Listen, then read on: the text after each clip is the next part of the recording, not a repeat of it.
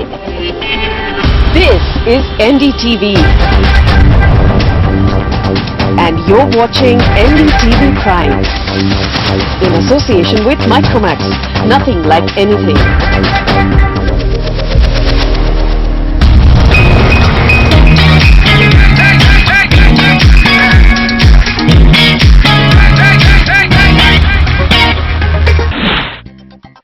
The Honda Mobilio is launched. How does it square up with the Maruti Suzuki Ertiga? And the Volkswagen Polo has a facelift. We'll tell you how good the car is.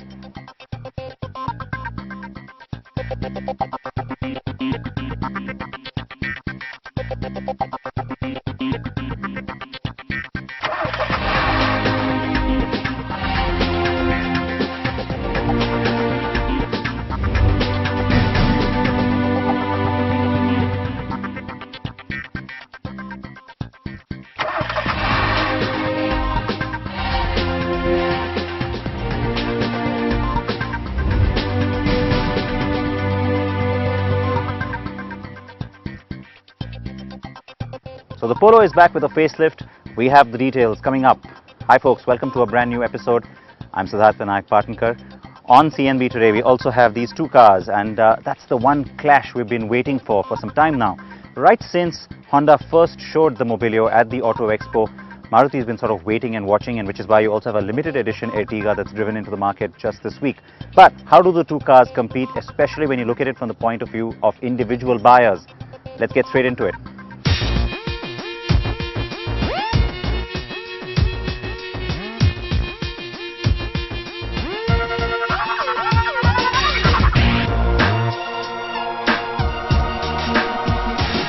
The rise of the MPVs.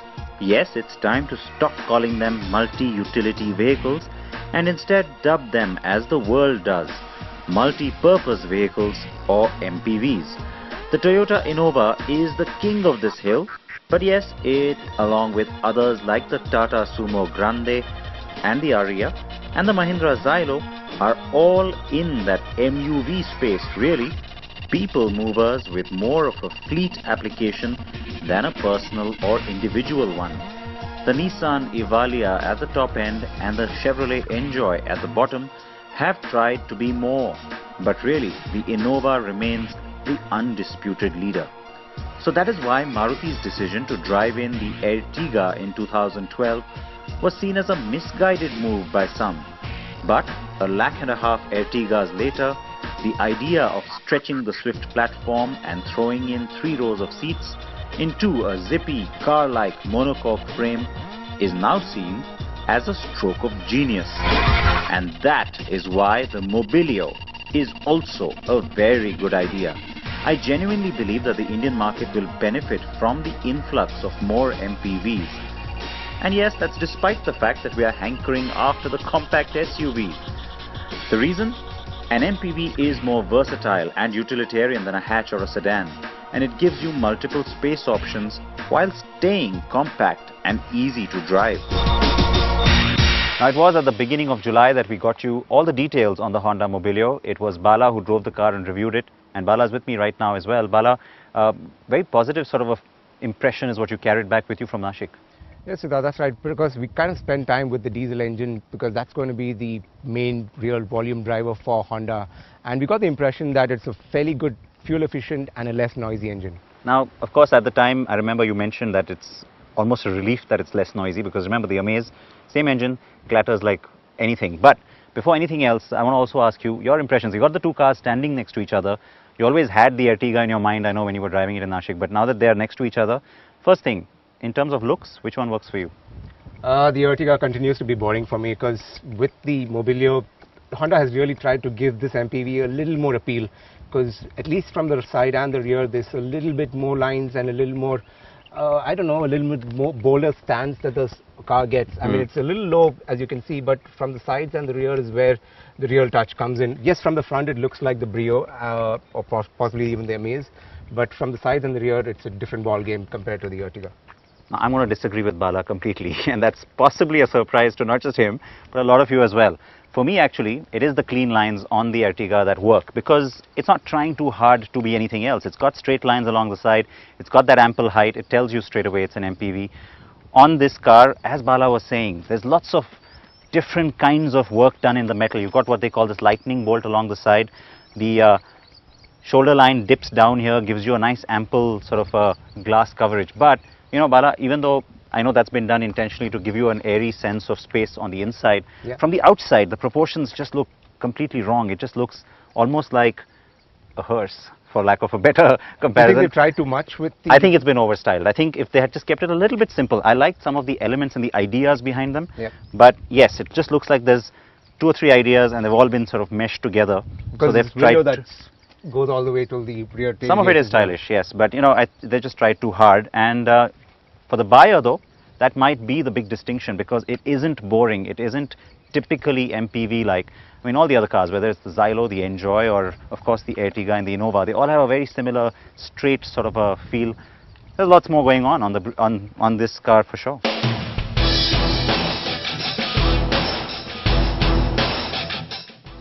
So maybe I am overreacting to the over-styling.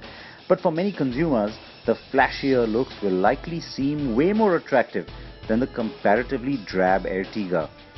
On the inside, the cabins are similar alright, though the Mobilio is longer and has a more ample wheelbase, resulting in a roomier cabin.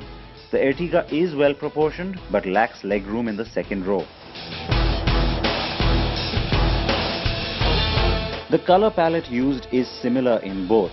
The Ertiga looks functional, but the plastics seem a little bit tacky and cheap.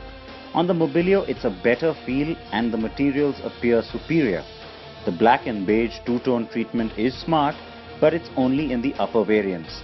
The optional 4 wood, well, all I will say is I hope buyers opt not to get it.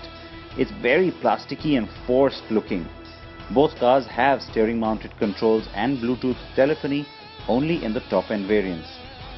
Today we are driving the petrols, but very quickly let's also talk of the diesels, as they are the sales drivers in our market, as we know. Now on paper, the Mobilio has the more powerful motor, and the ID Tech has proved to be right for India. But it does the job really well in the Mobilio. Honda claims excellent mileage of 24.2 kilometers per litre. Being tuned with an efficiency bias means a lack on punchy power when you have a full load.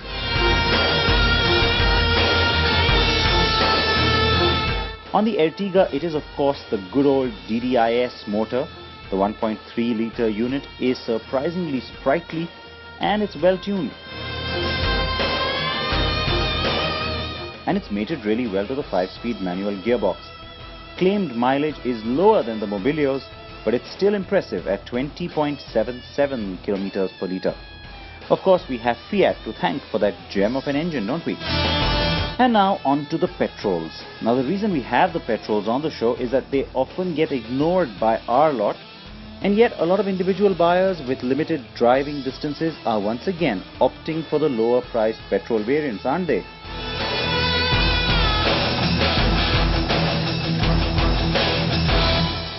iVTEC is really smooth in its power delivery. That's not surprising. You expect that from a Honda petrol engine.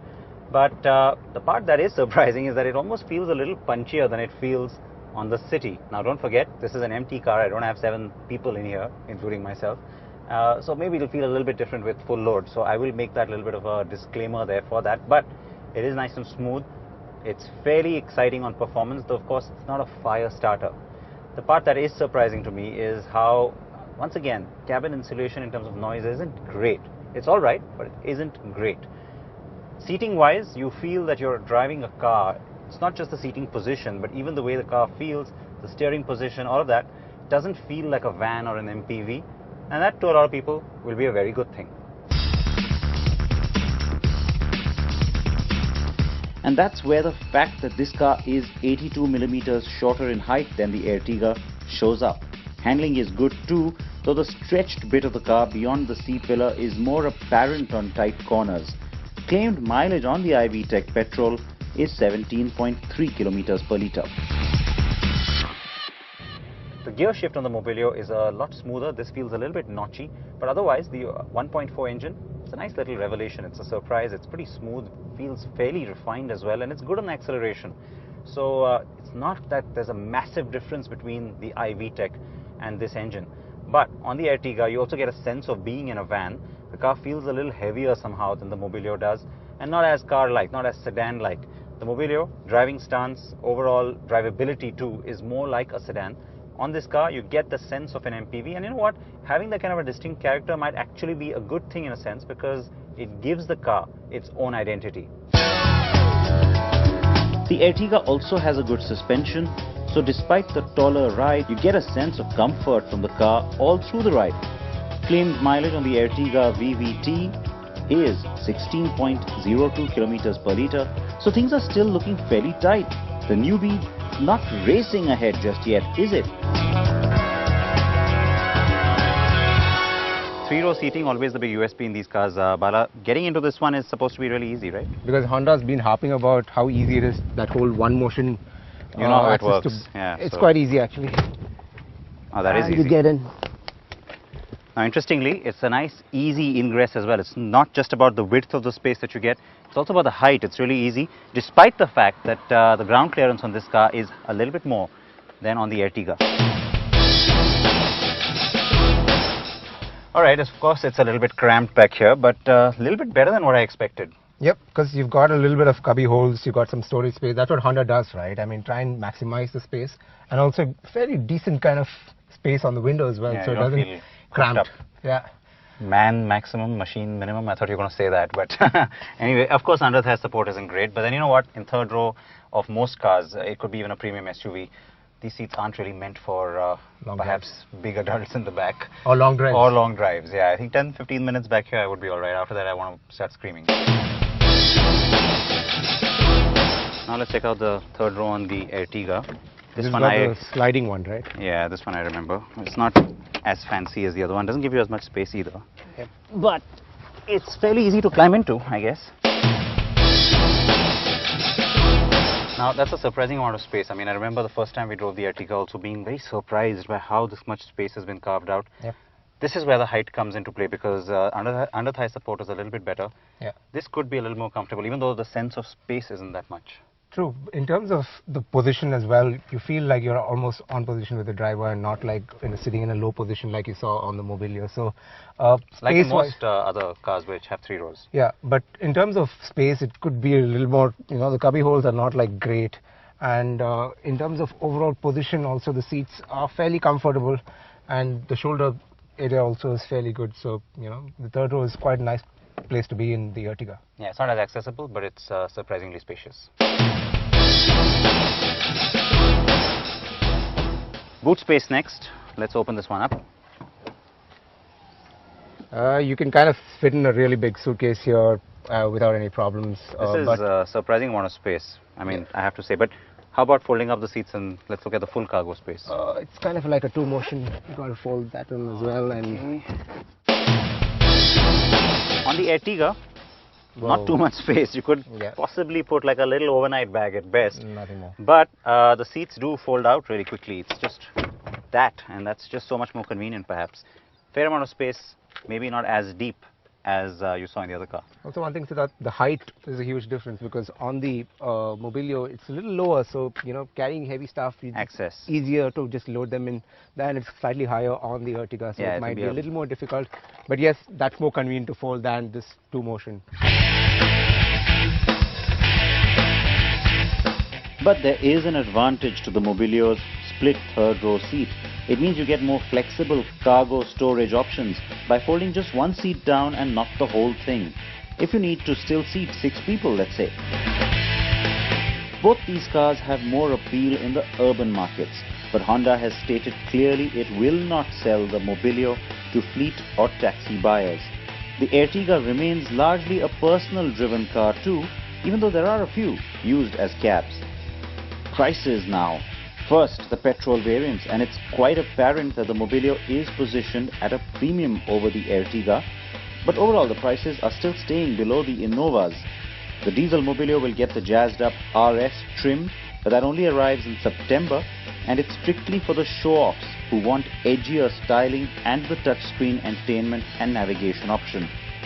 Maruti Suzuki has launched a limited edition of the Ertiga with a chrome grille, decals and spoilers in a nice shade of blue, priced between 6,76,000 rupees and 8,05,000 rupees ex-showroom Delhi. And remember, the Ertiga is also available in a CNG option in the LXI and VXI trims. So, in this battle of the urban MPVs then, who is the winner? Well, the Mobilio is for those who want to make a style statement, want to drive a Honda and want driving comfort ahead of all else. But given its multiple variants, better value, decent drivability and reasonable efficiency, the Ertiga is about one row ahead of the new Mobilio. Honda wants to achieve 3 lakh sales in a couple of years' time, also says it wants to be the most trusted car brand in India, and that's what it's working towards, besides of course expanding its portfolio and its network. React to what you've seen from the Honda management as well as of course the clash between these two vehicles. You know how to get in touch with me. It is time for a short break here on CNB. We have our sector snapshot, a couple of launches this week besides the Mobilio. Take a look at that and join us after a short break.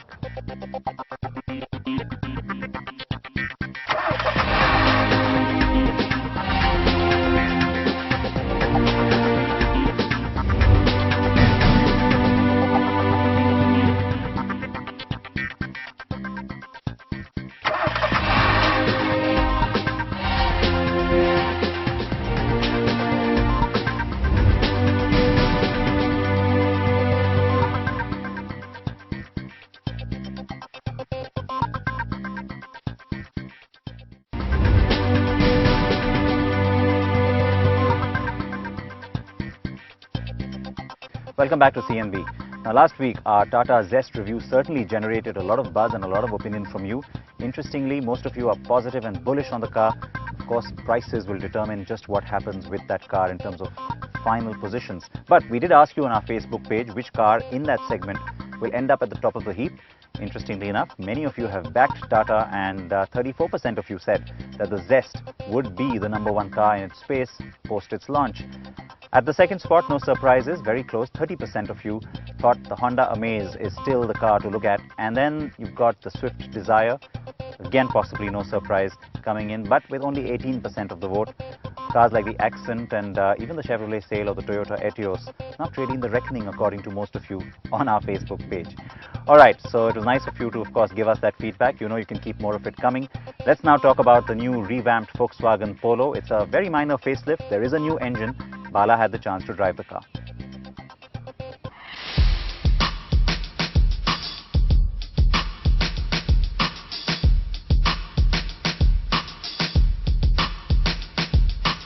As exciting as it might sound, a vehicle facelift launch event is usually a dull affair unless you have some major mechanical changes and not just superficial stuff, or a significant repositioning of the vehicle in its segment.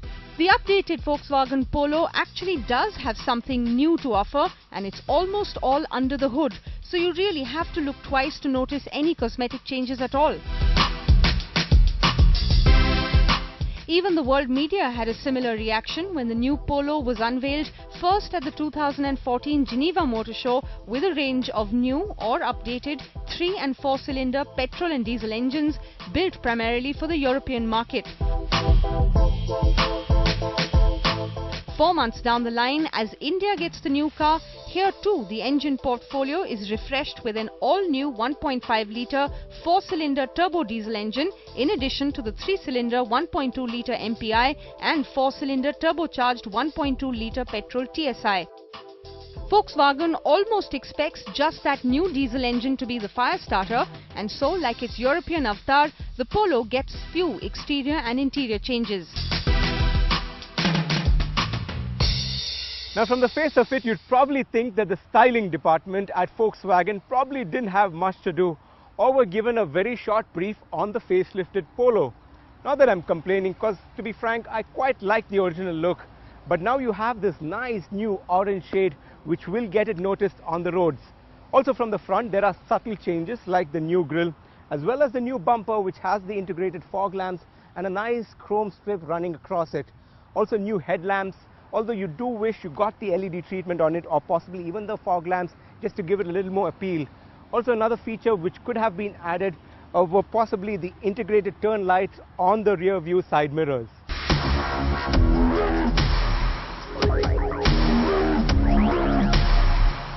Other minor upgrades on the exterior include new 15-inch alloy wheels only on the top-end Highline variant and a new rear bumper with an integrated license plate and reflectors. On the inside, the very subtle facelift includes new fabric for the seat upholstery and a silver finish to the center console. Also, the dual-tone beige and grey interiors are on the top-end Highline variant, while the lower variants get an all-black interior theme. But what did catch our fancy was the sportier looking steering wheel with audio controls which are now standard. Also, what will bring a smile to the faces of many and Siddharth more than others perhaps? Volkswagen is offering dual front airbags also as standard equipment on all variants of the new Polo 2. Clearly, VW wants to retain Polo's high safety standards in this segment. But the company learnt the hard way that the Polo's earlier 1.2-litre 3-cylinder diesel engine didn't have enough to impress anyone. And the subsequent strategy to bring in the 1.6-litre engine from the Vento didn't make too much sense either, price-wise.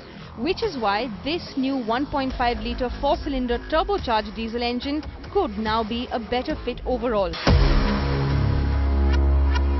Now I'm not surprised at the confidence Volkswagen has in its new 1.5-litre diesel engine, because in just a few minutes out on the highway you can get a real sense of the true characteristics of the engine, because it's smooth and powerful. And with a generous 230 Nm of torque, the engine loves being pushed around, and because you've got an equally smooth and responsive acceleration. Now in city traffic, the engine doesn't struggle too much, although it's a bit loud for my liking. But with quick gear shifts as well as decent power at low speeds, it makes the drive a little more enjoyable.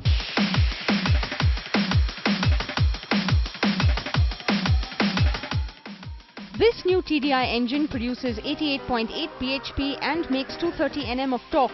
The gearbox remains the same 5-speed manual. The same engine has been tuned up in the new GT TDI variant. Power output goes up to 103.6 bhp while the torque goes up to 250 Nm. A quick glance at the petrols now, and things are largely unchanged here. The 3-pot is still quite a lot of fun, and the GT TSI is the real winner. Of course, with prohibitive price tags, the GT variants aren't for everyone. The ride quality on the facelifted Polo has improved, with Volkswagen tuning the suspension to be slightly softer for Indian roads. The hatch now feels a bit more planted, with more assured handling than before. The sporty steering still complements this setup interestingly enough. The precise bring also helps, and it makes you want to push the car a bit.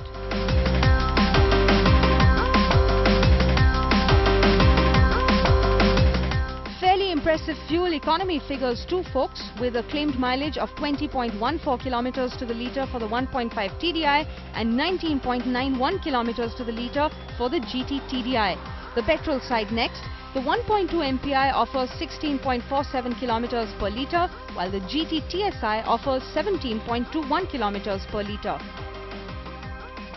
So as it turns out, the new Polo does end up offering you a fair amount to chew over, but the one thing that hasn't changed is the premium positioning.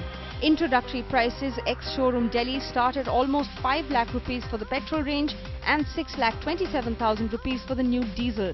The GT TSI and GT TDI, as well as the facelifted Cross Polo with the new 1.5-litre TDI heart, will only be available from the end of August. But Volkswagen will continue to sell its existing stock of those models till then.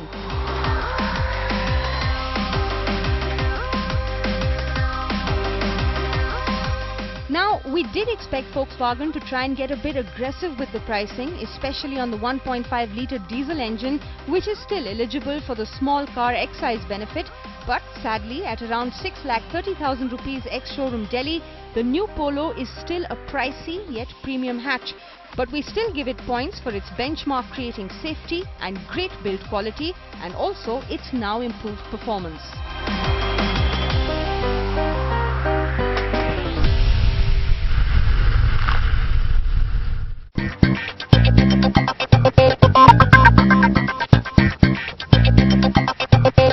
Right folks, that is the new Polo. How did you like it?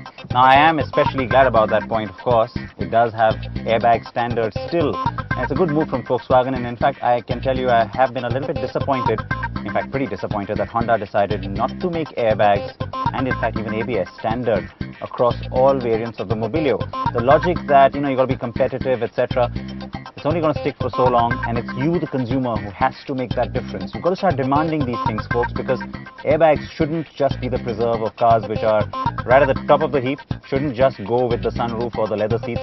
They should be available, even as an option, at the base variant, and which is what all of you have to start demanding more and more. On that note, I'm going to say goodbye. Please stay with NDTV. There's plenty coming up on Auto Prime right through the week, 8:30 p.m. on NDTV Prime. Remember, automobile programming for you. Wear your seatbelts, wear your helmets. Bye-bye.